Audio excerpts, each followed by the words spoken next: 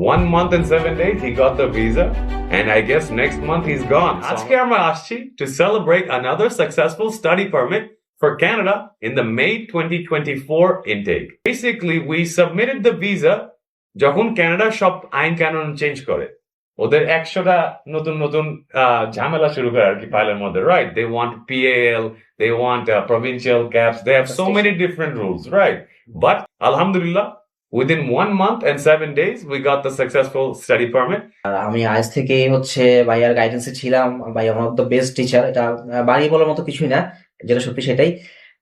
ভাইয়ার গাইডেন্স আমি ভালো, আলহামদুলিল্লাহ একটা ভালো স্কোর করেছি আইএলটিএস এ। এন্ড দেন ভাইয়া বললো যে তোমার স্কোর দিয়ে বা তোমার যাবতীয় ডকুমেন্টস দেখে বললো যে তুমি কানাডার জন্য একদম পারফেক্ট, তুমি এখানে করতে পারো। দেন ভাইয়ের থেকে সাহস পাওয়ার পরে আমি টোটালি প্রসিডিউর গুলা মেনটেন করা শুরু করলাম ভাইয়ের থ্রুতে।